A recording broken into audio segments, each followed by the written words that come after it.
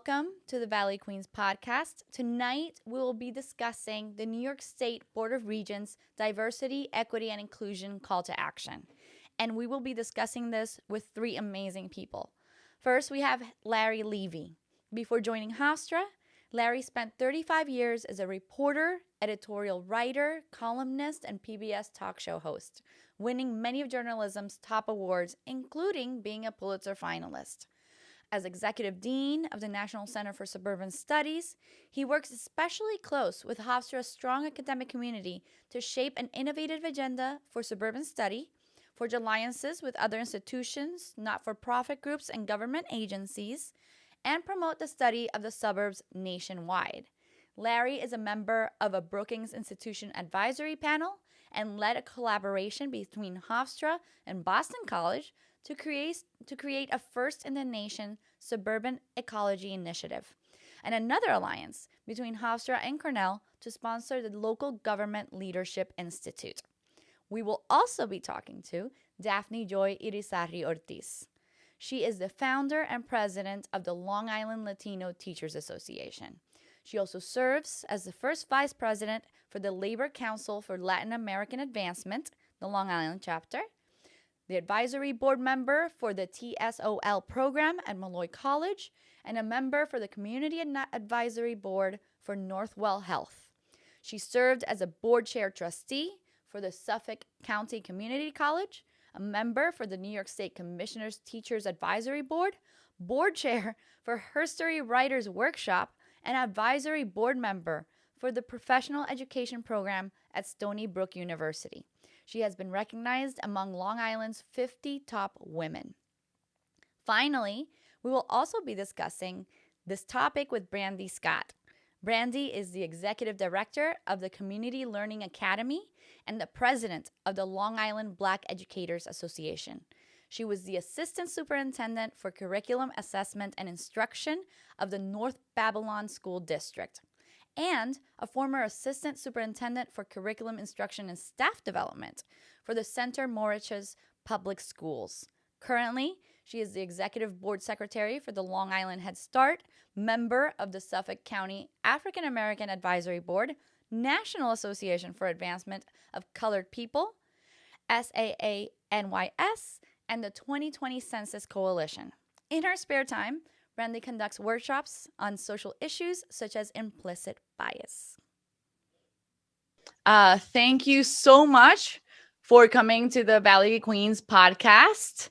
I am Christina Arroyo, and I'm here with Dafny Irizarry, the president of the Long Island Latino Teachers Association. Say hi. I'm also here with Brandy Scott from the Long Island Black Educators Association. And I'm here also with Larry Levy. Did I say it correctly? Yes, the legend of Larry Levy, yes. From Hofstra University. And we came together today to discuss the new, that just came out, the new draft, which is a call to action from the New York Board of Regents on diversity, equity, and inclusion. Now, it's still a draft, we have to say. It's still being worked on. First impressions, what do you think? Anybody just jump in there? Well, I think it's a fantastic step. They've made several efforts in the past couple of years to bring the issue of diversity in the schools in New York State. I think that the time is right for this initiative. They already have on the books several pieces of mandates and initiatives, one being the culturally sustaining education piece, which was done a couple of years ago. That was really for students. This piece of initiative is for adults, teachers, staff, and it covers not just education, but societal policy when it comes to diversity and also inclusion. So I'm very supportive of it. Dafny, what do you think? Yes, I think it's the most explicit step that the Regents have taken. They are taking finally this issue heads on. In the past, they have provided guidelines, strong suggestions, but they finally are taking an explicit position where they stand, and they are responding to current situations as well as reports. There have been a number of reports statewide and in Long Island that speak how much this is needed. So from looking at it, I think it does a great job explaining why this is so important and necessary. It explains the elements that they want to see in this framework and this policy that they are requesting, but I don't see a lot of how are these, elements are going to be implemented. I think it's vague on the how and the what. It is much more explicit in the why. Mm-hmm. Well, it's funny because I have to sort of agree and disagree with Dafny on that point, all right? I'm looking at various pages of it very, very intently, and I see there is a piece in there that they do put an implementation guideline. And one of the things they would like to see implemented is a committee system in every school district. The committee is fully charged with working on the issue of diversity and inclusion. There's also another piece in there where they make it, so shall we say, they make it very explicit that they want to do this not just for the educational community, but also the community at large. And so they actually have in the report, they expect people to have public hearings or meetings. So there is some pieces there that are different from the past. It's definitely more explicit. And it's for the first time that we see them asking school districts to advance policy and to state policy. That is really a very brand new step in some way. For me, it does not address the how. But again, this is a draft, and we hope to see more specifics in the policy that they will adopt eventually. Larry, what do you think? Where are you in it? I don't see anything to disagree with my colleagues who have spent, years and years on the ground and have seen it much more up close and personal than I have. I tend to be a glass is half full guy, but let me be a little bit more skeptical this time around, just for discussion's sake. One of the problems with almost any educational reform in New York State is the reality that the Board of Regents may have the power to create policies, create roadmaps, whatever euphemism or cliche you want, but they don't have the power of the purse. Yeah. They also don't really create laws that can be enforced except in certain circumstances. And if they don't have the support of the legislature and the governor, it's likely to run out of steam. So I'm concerned about the follow-up to this, again, without disagreeing with anything Brandy and Dafny said, both their, the glimmer of optimism and the bits of skepticism. But the legislature and whoever is the governor, and this is not going to happen overnight, have got to get together and decide, along with the regents, that needs to go even farther than they've gone, that this is a priority for the state. Right. And that is still not clear, except possibly from the regents. The other thing that I'm concerned about is that it's not explicit, and I may be, reading into things, or it's just my own concerns of, kind of bullying its way into how I'm reading the document.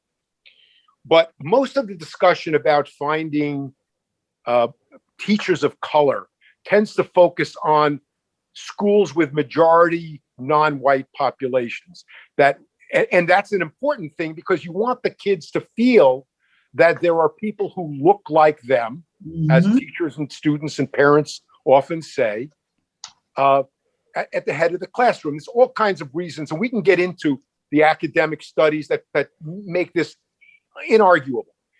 Right. But our study found that 61% of the buildings on Long Island don't have a Black teacher, or somewhere around 40%, forgive me for not having the exact number at my fingertips, of buildings don't have a Latino teacher. And I think it's the high 20s or low 30s don't have a single Asian teacher. So the problem is that a lot of these students, hundreds of thousands of them on Long Island, don't have a role model who doesn't look like them and their parents. Mm-hmm. And that's really important. I'm hoping that the regents and whatever legislation finds its way into law doesn't let the white districts off the hook. Well, speaking to that point, within this initiative, they have a piece for data collection. All right. And they do say that districts must collect data on hiring. So that will be something that they have not had to do before. And that's a good thing. I'm concerned about that they do not address the whole issue. It's just not hiring of a teacher of color. It's the hiring and retention of that person. And this initiative speaks about professional development, but it does not tie it to the environment for a teacher of color. And that could be a weakness in this piece of mandate, a very big weakness. Yeah, and to add to that, it was surprising to me that the document did not include the percentages of teachers of color in the state. Mm-hmm. They did include stats on different things, from mortality because of COVID, COVID-19 among Black and Brown, the proficiency rates of the Latino students and the African American students, and other stats, but they did not provide, and they do have them. They did have a study that they completed last December 2019. Mm-hmm. Right. A report on diverse educators. And I'm not sure why they didn't include that very important statistics on what's the state when it comes to teachers of color. So I'm not sure, and that's one of the things that I find vague. Why not to address that? There's another angle to this that I want to throw on the table. I guess we don't have a table here, but whatever it is, throw on the computer. This is framed as an education issue, and it absolutely first and foremost is about helping students grow up to be people who can fully participate in a world that is growing increasingly diverse, where companies not only respect but value, are more and more valuing the ability for people to work together in groups. But it's also an economic development issue. And what we're talking about is in a region that has where more than a third of the people are non-white, to have only 8% of them, and that includes Asian, the 60 or 70 different separate sects of people who are considered Asian, to not have them have a chance at what are probably, along with police, are about the best paying, rank and file public jobs that we have. I mean, they should be paid that. I don't have a problem with it, but these are great jobs. And so look at all these people. And even though schools of education are not turning out the numbers that they really should, there are hundreds and thousands of teachers of color who could and should compete for these jobs, except they're either never considered or they decide because of the abysmal hiring record of people of color, they don't even want to be considered. So I think that, we can't lose sight that this is about denying people a chance to realize economic opportunity and professional aspiration.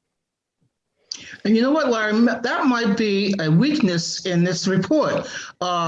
If you look at it carefully, they define the word diversity, but they have a whole list of categories that fall now under that umbrella of diversity. And in a way, that takes away a little bit from the impact or impetus on the issue of hiring teachers of color. We have all these other segments that make up diversity. And I can see where a school district will look at this report and then focus on all the other pieces of diversity that are listed, rather than focusing on teachers who really have an impact in the classroom. We are already seeing that. There are districts who they do have committees, equity committees, and they're already addressing diversity, but not racial and cultural diversity. Right. They're staying away from that, and that it's not a good thing. I'm not about advocating to exclude other areas, but definitely cultural and racial diversity, it is important. The document also doesn't talk about accountability for the districts, and that I think it's a big void in the document. Yes, definitely. You have to establish policy, but what would happen to you if you are not advancing diversity, inclusion, and equity? And how are we going to measure that? Right. What's really sad, that's a very, very important point. And you know what's really sad? I mean, we don't know this for a fact. We haven't surveyed people to this point. But in a lot of districts, as we've seen in political campaigns at other levels of government, there are plenty of people who would run for school board and become local heroes by running against this sort of movement. True. Mm-hmm. You know, a district where almost all the students are white, and all the teachers are white, and all the parents are white. I could see this becoming a pretty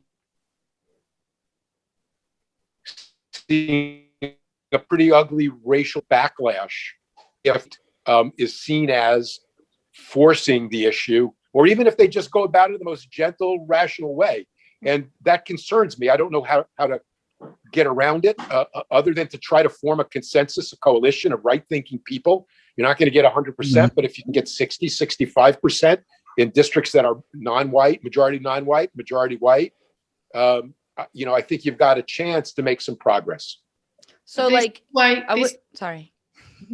This is why it's so important, this document, because we do see a lot of districts on Long Island that do not want to address this issue. And this document will force at least the conversation. There are a lot of districts that are choosing to be silent, and the Regents are telling us silence is not an option anymore. That's correct. Ignoring the current situation in the country is not an option anymore. So are we going to be complicit or not? And they make it very clear that this document is an educational and societal policy statement. All right, they make it very clear, and that they intend and they expect districts to implement this initiative as soon as possible. Now, there is always the elephant in the room, and that's money. I think we're not letting Christina get a question in edgewise. Christina, no, it's good. I'll leave the money thing on the table and come back to that. Oof. No, but it's interesting because I wanted to contextualize it. Like when Larry said, like, oh, I see certain districts being silent or even being hostile to DEI, right? And you were talking about like all white districts, but also for example, I live in Valley Stream and we're majority minority, but our leadership and our decision makers don't reflect that. So what you have is a tension growing from Valley Stream 20 years ago to Valley Stream now, which is so different. And it's been a battle. I've been trying to work with the districts. It's been a battle. And the thing is that a lot of, like what you guys were saying, two things. First of all, this doesn't have any teeth. Second of all, it's talking about how now is the time to address this because of the context. However, when it talks about what they want to implement and the solution and the philosophy behind it, it's really general. They don't talk about the racialized solutions. They keep mentioning the thing of like all children for all people, but they don't mention the idea that the context demands equitable treatment, and that means different treatment and different attention to certain things right now versus other things. Well, they're wise. They're politicians. Let's face it.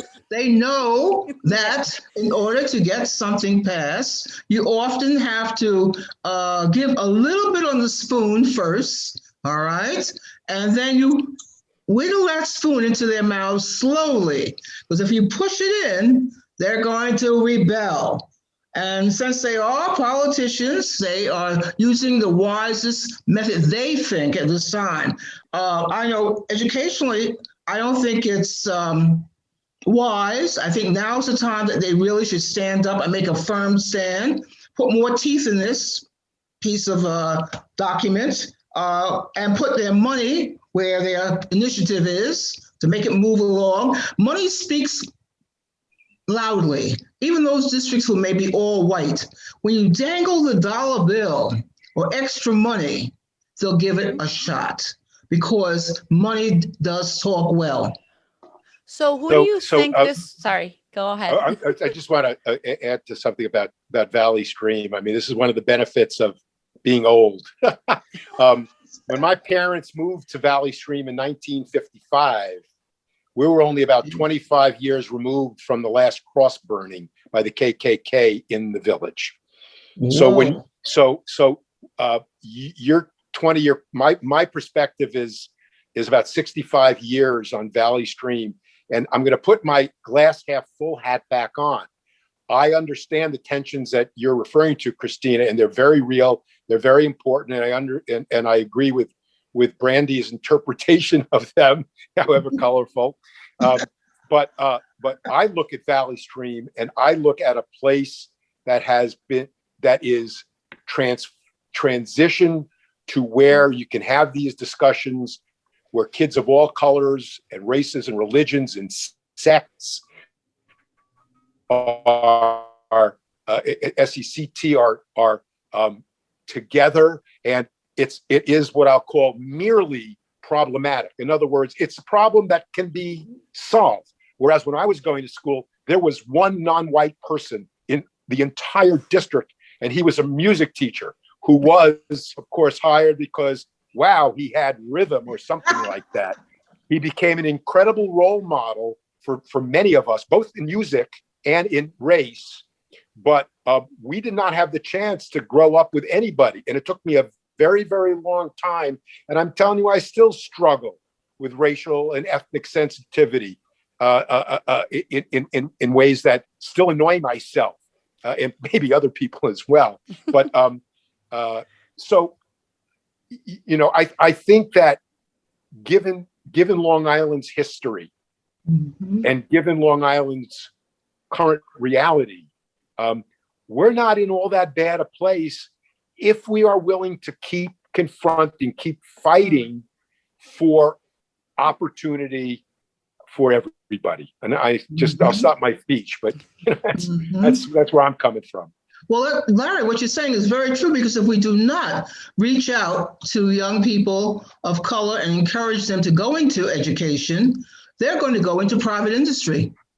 And we're going to lose thousands of young people of color who are extremely talented, who have a lot of skills, and they're going to go into corporate America or the military, and they may even leave Long Island and not come back to their communities. And if that's their choice, God bless them, but let them have a choice. Now they don't have a choice. There are most districts that can't get a job.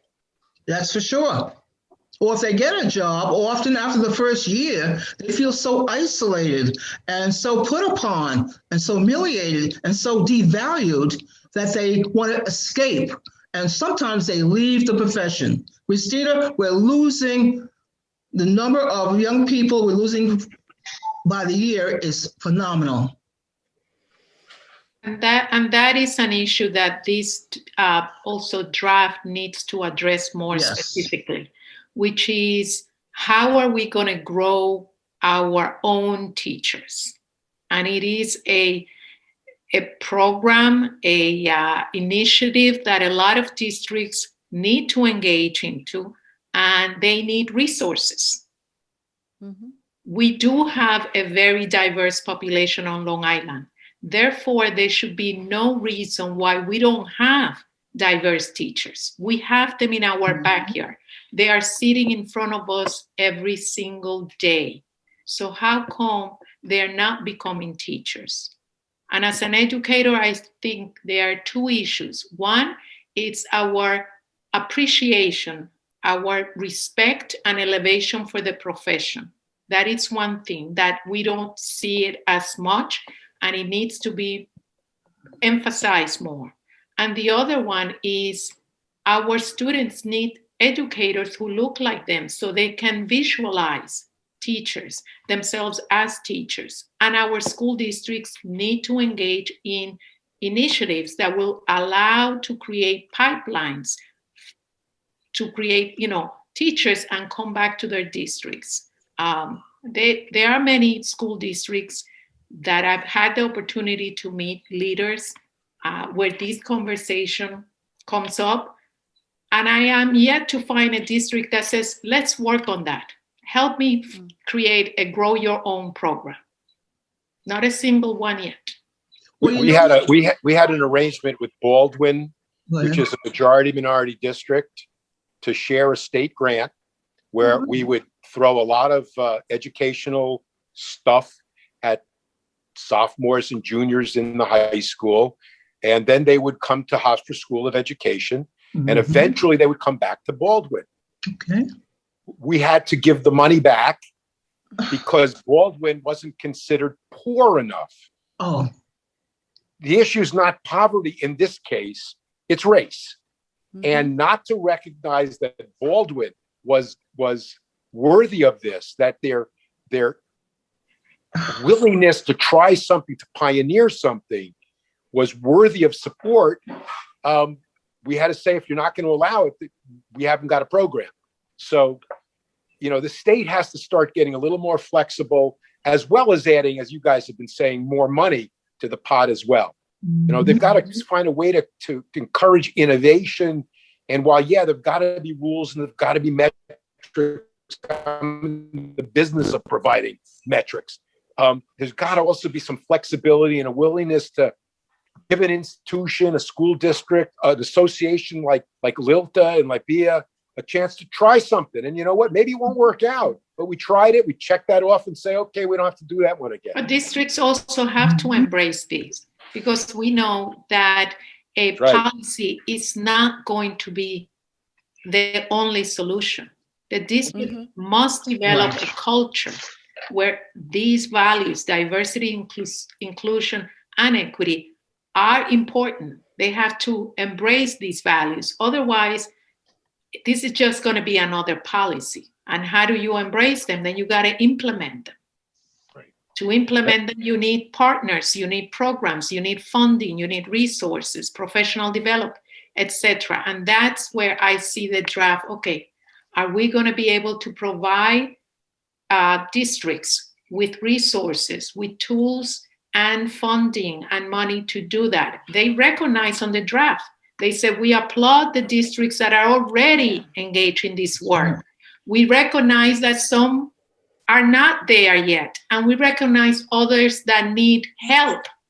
So where is the help? The recognition and the acknowledgement is on the document. Now let's see how we are going to meet the needs of those districts. I think that the Board of Regents really has to educate the school districts that they can take their funds, the Title I funds, take their funds from the ESSER emergency fund, take their monies from the SAR monies, and that they could reallocate those funds to this initiative. There's a lot of flexibility under the American Rescue Plan. There are billions of dollars coming down to education through the states in Title I. And let me say this, most of the districts who are going to get a heavy portion of that money is going to be your high resource districts, not necessarily your low resource districts or what we call minority districts, all because of the ratio, the Title I ratio. So the Board of Regents should say to them, you're getting this money. We now want you to apply this money to this initiative. We want to see, based upon your data, that you're using this money to hire teachers of color and to create a better environment by having implicit bias training for your current staff. Because sometimes the current staff is a big hurdle for a new teacher to overcome. So would you say that in order, because we were talking about accountability, right? What does that look like? Would it be like, we will take away some money if you don't do this? Like, does accountability tie to money? Is that the only way? Well, we've had a lot of discussions about this, and we've been talking. I've been getting educated by my colleagues here for a few years, and one of the things that we've all concluded is that if you try right off the bat to go for punitive measures, the stick rather than a carrot, say, you're going to have a backlash. And we have a tradition of home rule for better and worse. Districts are independent and have control of their own budgets. They all feel hard pressed. If you threaten them with money penalties, you'll never get anywhere. I think we all agree to some degree or another that a carrot approach would be better. And I don't know what that is. Title I. At this point, Title I, Title I. Right, but Title I is controlled by the federal government. And the question is, how does the state enforce? That's the question.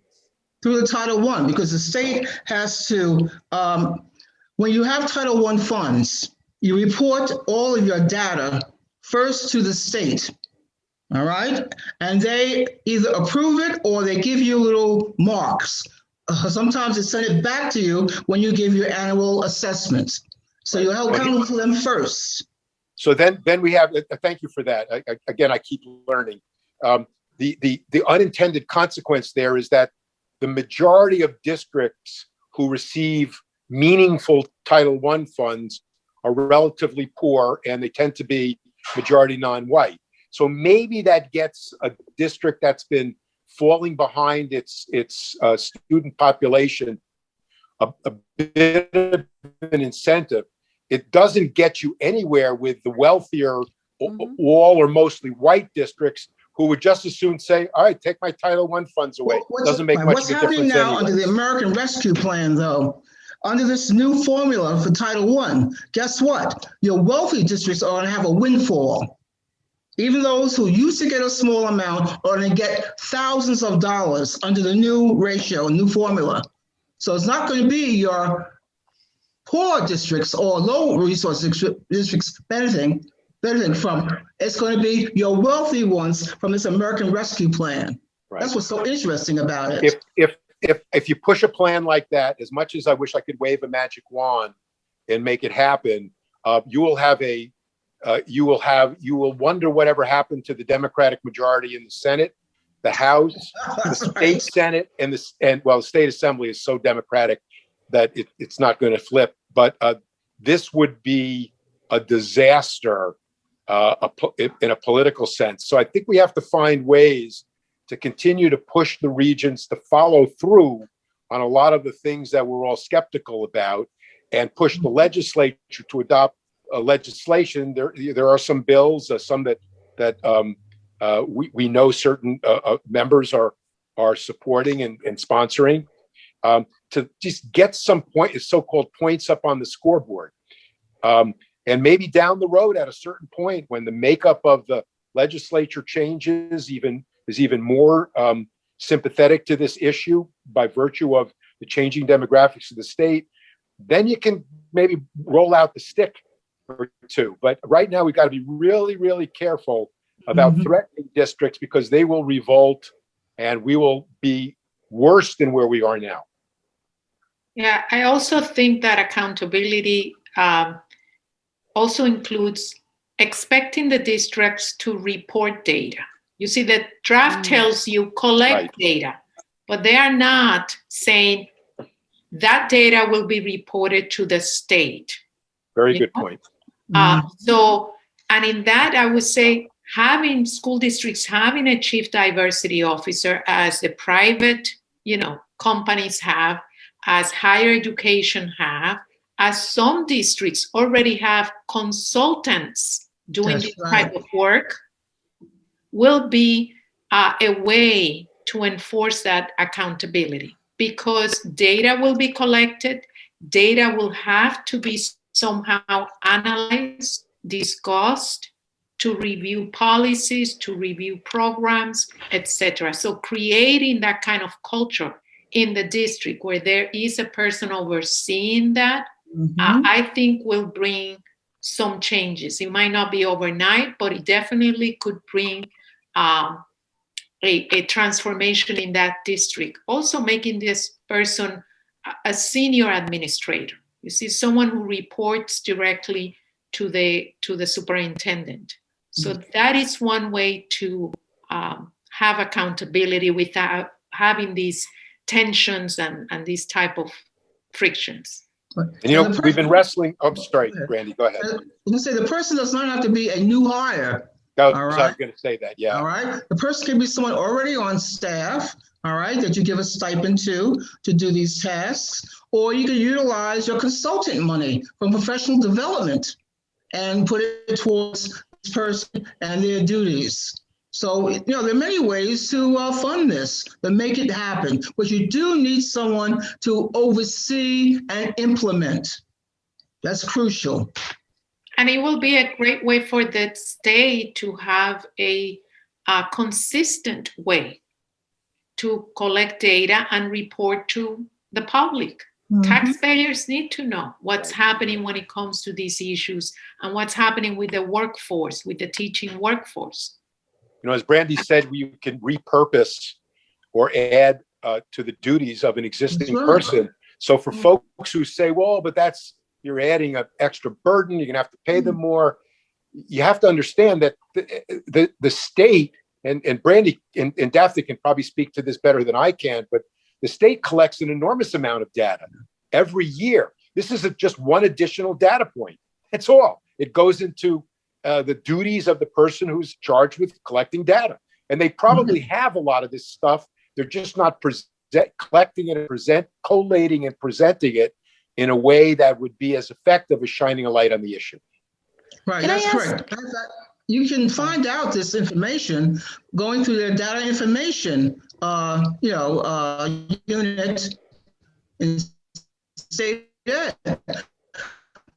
But we want this something that is shared with the community. See the growth and the enrichment of their community. It should be something that is publicly reported annually. It should be on the school report card so everyone can see the number of teachers that are interviewed, hired, and then how the retention rate is developing over time. This should not be a secret. If you're a taxpayer, you should know how many teachers of color are in your district. I mean, every parent would like their child to have a diverse and enriched education, and this is part of it. So that brings up the question. So you guys were saying you can hire somebody within the district to do this work. Doesn't that pose sort of an obstacle as well? Because then you have districts that are very insular. It's kind of like the police policing itself. Do you believe perhaps there should be an outside body over this? Let me just say, from being a district administrator, if a person comes in as a consultant, they do not have the same feel for the stakeholders in the community or the staff members. All right. I think someone from within would know the body of teachers and know how to, shall we say, implement things in a positive way. It's also important that it's someone from within, in the sense that the person knows the district, knows the culture. However, the effectiveness of that person's work will be seen in the outcomes of those initiatives and that the work they do. If the work shows that there's no increase of teachers of color, that there are no programs to increase the number of teachers of color, that there's no program to diversify the curriculum, to affirm the students' racial and cultural and linguistic, backgrounds. That will tell districts, that person probably will have to report surveys among the community. So there are different ways that the community at the end will be the one really checking, are we making progress? But at least you have a person who is overseeing these initiatives. We have in New York, we have 731 districts. If you make this a new position, you could spend, hundreds, thousands, but it doesn't have to be. It could be a stipend to an already position there. So, some of the resistance we find sometimes is in the money. But if you think 731 school districts, $5,000 stipend for this type of work, it's less than $3.5 million. That's correct. Which is a penny in their bucket. Yeah. When they're dealing with billions of money. Right. And all these concerns are mostly excuses when it comes down to it. And the reason that we have to spend time, and I'm not being facetious, the reason we do have to spend time talking about it and strategizing is that people who really don't want to see change are going to raise these as objections. They do have to be considered, because if you want to, go head on and make war over it, everybody's going to lose. But most of this stuff is just, it's excuses. That's all. I know many years ago, many years ago, when I was a young administrator, I worked in a district that was 99.5% white. And I think they might have had at the time, I think I was their second person of color being hired out of 658 teachers. All right. But they had decided after hiring me to make me move me up to become the humanities chairperson for the middle schools, the junior highs. Wow. And my charge from the Board of Education was to bring in multicultural activities. And so one of the first things I did was to help organize a multicultural committee. And what we did was that we went about hiring other people of color, and we also went about bringing in more enrichment activities. I did not get more money for it, by the way, for doing all that type of work. We'll be interviewing candidates, going through resumes, mentoring the new hirees, because that's very important. You talk about diversity, you have to have mentoring once the person's in the district. All right. Also doing surveys to the community to find out what their interests were, what were their cultural backgrounds. And it was working very well. But after I moved on to another position, within years, that whole structure disappeared. So this is why it's very important to have accountability in this initiative and sustainability, where it's not just a flash in the pan for a couple of years and then it's put aside by districts. Or relying on one motivated person, either a teacher, an administrator, a parent, a group. There's got to be a system, a process, and a requirement to report. Definitely. And the Board of Education, by the way, has to be held also accountable, all right? Because often the superintendent is hired by the Board of Education. The Board of Education is the entity that makes policy and makes a mission statement. They are the ones who really approve the budget before it goes to the public. So they need to be held accountable also for their actions. Wow. Yeah, I mean, I agree, because they're the main governing body of the school districts, even though the community is literally above them in terms of power. And that's where the accountability is all going to come from, not only from the state and the Board of Regents, but also from the community. This, and just Brandy, this document sort of like implied that some of the work should be done not mostly by people of color. Like usually this work, like you were talking about, like, oh, they just gave it to me and I had to do all the work, and then when I left, it's gone. In a future draft, would you like to see that more explicitly stated, or is that a non-issue?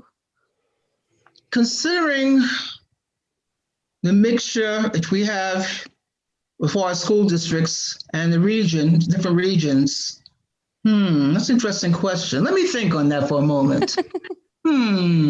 That's one of those. Christina, you've done something that I have never seen anybody do, which is to stump Brandy. I'm not stumped. I'm thinking carefully. I think that this is where the voids are. You know, this is where the vagueness of the document, because there is no structure to make sure that, as Brandy said, there is sustainability. If you do give a school district a tool such as, you need to have a chief diversity officer that will overlook these things, will be responsible for these duties, then you give an opportunity to build a lasting structure that could be sustained and continue. But if you don't, then it won't happen.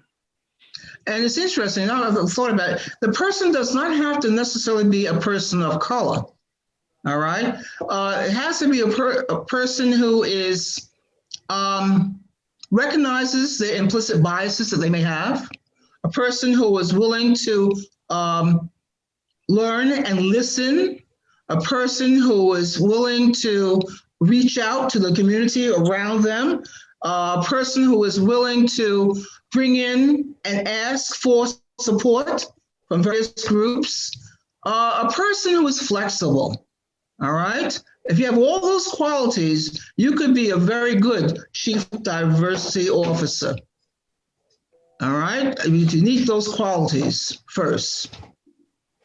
So let's face it, there's a color guy would not want to sit in that job, so. Are you going to volunteer in retirement? So it depends. So in terms of the future drafts, right? Personally, based on your experience and your organizations, like what is the thing that you would want to see in which you say, okay, this is not performative. This is not allyship theater. This is not just because it's a fad right now, right? This is actually something that will affect systemic change. What would be a hint? What would help you believe that? I would say for me, the document will have to include and recognize the state of lack of diversity in the teaching profession. Because I do see the stats there and I don't see that very important information. I will need to see that. And I will need to see on the suggested elements of a district's diversity, equity, and inclusion policy, not just what is expected, but how is that going to be done? You know, what and what resources and tools are going to be given to the district. They recognize they are needed, but then how is that going to be provided? As they have provided the curriculum responsive, culturally responsive framework, they provided that, but that became an option. And districts, and I've seen districts where the minority the minority students are the majority, and that has not been implemented. And I've seen districts that are mostly white that has not been implemented because it is an option. So giving options like that to districts will be helpful to those districts who are ready already to embrace, but to other districts, and to, most importantly, to the students of those districts, will not give them the option. So I will need to see the teacher, the lack of teacher diversity. I need to see more on the elements. I need to see how they're going to be implemented, how the Regents and the department is going to help enforce and help districts accountable on these elements. With me, I would like to see a piece that addresses the funding issue. I really think that they should put a piece in there that suggests strongly that they use their American Rescue Plan funds, the Title I funds, in a creative manner in order to implement this initiative. They could even possibly put a piece in there whereby they could put links to the various parts of that American Rescue Fund that districts could go to and then utilize in applying for extra money. There's going to be additional funds available that districts can actually secure. The region should encourage them to use those extra funds for this program. So that's the piece I would like to see, the money piece. I'd like to see the Regents either come up with their own legislation or support bills such as the one that Assemblyman Ramos has filed already in Albany that actually forces the school districts to do something. Maybe not something that's going to cause an all-out race war and a revolt, but something like a chief diversity and inclusion officer, a report that has to be put together and filed with the state, but it also made public for the district residents. Just something more than just writing a report saying, well, this would be nice to do, that would be nice to do. I'd like to see something that says, no, this is something you must do, something that's reasonable, something that's not terribly burdensome, and to get the ball going so that all districts, as both Dafny and Brandy pointed out, are doing the same things, that the data is being compiled in the same way, and we can really get a picture of where we were, where we are, and where we are going. You know, districts are very competitive. Maybe as an addendum to this piece, the Board of Regents could think of an award, some sort of award or certificate or special label they could give to a school district that has shown great progress towards implementation of this piece of legislation. Districts they love that sort of stuff. They love it. They eat it up. So they need to do an amendment that will give them an award or some sort of public recognition as being a progressive, educationally progressive. Yeah, it's about marketing. Yes, they love it. It's about marketing. If you find a way to market these ideas and these type of initiatives, districts will follow along. People will want to follow. Yes. So, and I think they could also create a pool of money. It doesn't even have to be all that big to start. That would encourage districts or other groups to propose pilots that can become proof of concept and scaled up and replicated elsewhere. I mean, if Brandy and Dafny have an idea that crosses cultural lines, that might, and they found a school district or two that are actually willing sincerely to try it, the state should be willing to fund an effort like that. This is not tens of millions of dollars, a couple of $100,000, to do something that might be able to change the way teachers of color are recruited, are retained, whatever it might be. I don't want to give away the store of all the ideas we're discussing, but again, there's so much that the state could do in small ways if it is intentional, if it's sincere in wanting to push things along. And also I will add to commit to research. Yeah. We do have data because organizations, and institutions like Hofstra, Education Trust they have revealed the state of the situation with our educators and our students. but the state, the education department should commit to funding research on this issue. If this is a priority, let's make it a priority all the way, including research. And the reality is that if the report that I and Professor Mangino and Dafny and Brandy worked on 2.5 years ago, if that data were not so stark and irrefutable, I don't know that we would have gotten even the little traction that we have. The work that we did, the work that Dafny mentioned, the Education Trust did, once you have the data and the research that shows the benefits of making change, about why having teachers of color should be as important a priority as a good chemistry and math teacher. If you're really interested in the growth of the students and preparing them for the real world of success. So that's really, I'm happy to take any money for research that the state wants to throw out there. I do have to say that I found the document full of contradictions. Like you had mentioned, like it says we have to recognize our own systemic inequities, but then they don't discuss the lack of teacher diversity. They say now is the time to do it because now is the context, and yet the solutions and the philosophy behind it is very, very universal, generalist. But I did find one thing that I was like, okay, this might not just be something that will just go away in a few years. And it was that they said themselves that they were creating their own DEI task force for the Board of Regents. So I thought that was interesting. I was like, oh, okay. Well, let me say this, Christina. Task forces are interesting. It depends upon who the members of the task force are and where they're coming from and what is their background and expertise.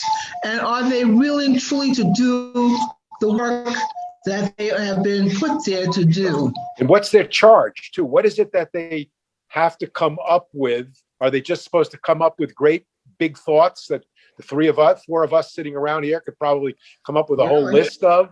Are they supposed to report by a certain time? I mean, the joke in Albany and in Washington and a lot of capitals is that if you want to duck an issue, form a commission.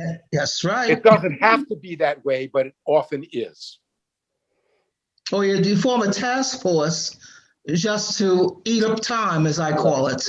Right, Yes. and a task force is a commission by another name. That's correct. Well, then we would have to see, like what Dafny says, the accountability. What are the outcomes of this? Right. What an outcome. I also wanted to bring attention to one element that they do mention, but again, vague, and in my opinion, the picture is incomplete, and that is to the element of student support, discipline, and wellness. Oh. They do mention this element. It's the last element that they include in this policy, but there's no mentioning of restorative justice approach with our students. And there's no connection about diversity in teaching and how this, which has been researched and documented, how diversity in the teaching profession helps with reducing and decreasing suspensions. And so these are the gaps that I do find in this document, at least some of them. Mm-hmm. I wish I could have seen some of the words. I wish I could have seen the word anti-racism somewhere, anti-racist, anti-something, intersectionality as well. I wish I could have seen it somewhere. Then again, this is just a draft. So I want to leave it, the last word to you guys. What do you feel in the future, right? Do you have a good a good feeling about this, or are you just cautious right now? let me do this first. As the oldest person on the panel, I would like to see something happen, obviously, in my lifetime. But the reality is that eventually Long Island will be overwhelmingly majority non-white. Communities like Valley Stream, which were what we used to call lily white in my day. I went to Forest Road Elementary School and Valley Stream South High School, and are now vastly majority non-white, and they are successful schools by every measure, even in the golden age of Long Island when I went to school. The golden white age of Long Island, if I want to be honest about it. And so I think that it's going to happen anyways eventually, but it really would be nice to see something happen in the next 5 to 10 years, because we really have a chance to do it right and not lose another generation of kids. I mean, every 18 years is an educational generation. Yeah. And I've been writing about this for 40 years. And we have come over that expanse a pretty long way, but we haven't come anywhere near close to remediating the issue. They keep saying that they're at a point of reckoning. Yeah. All right. I love that phrase, a point of crossroads. Right. I think that the Board of Regents needs to put, not pressure. They should strongly recommend and engage school boards. All right. And strongly say to them that they want to see their policies change, and they want to see the implementation of this initiative. And they want to see it by a certain timeline. Hold them to a timeline.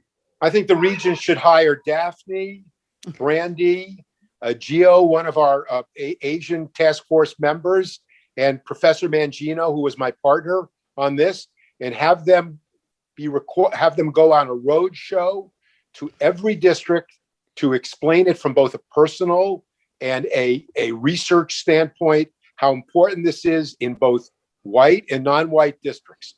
At least how about an educational tour? I'd love to see that.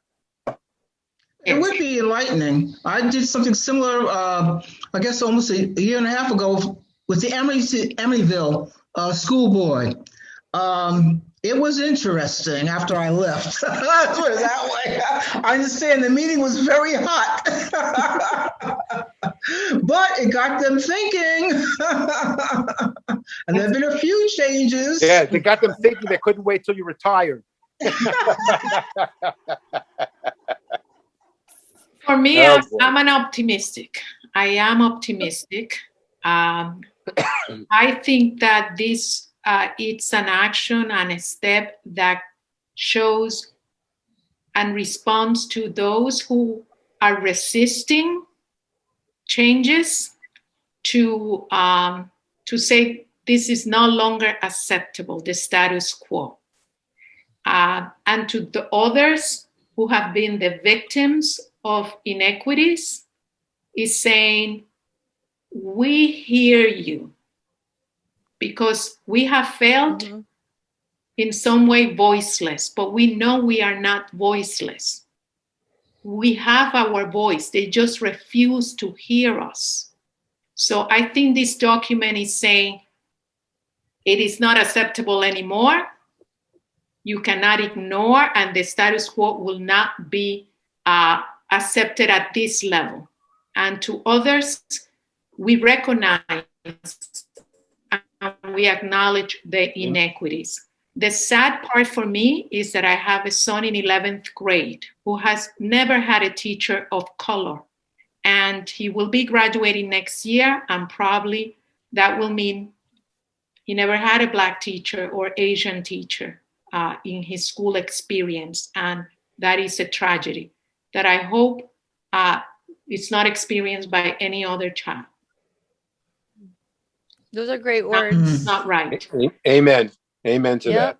I just want to thank you so much again, Dafny, Larry, Brandy, for coming and being honest and, holding people to the fire, because this is going to be work. This is not going to be easy. This doesn't happen with time. This happens with work and with people. And hopefully when they have a final document, maybe we can discuss the differences and we can either be really happy about it or just drinking wine about it. Well, we can drink wine about it whether we're happy or not. That's true. So thank you once again for coming and sharing your expertise and your thoughts and your experiences. And yeah, I let's be optimistic for now. Yes.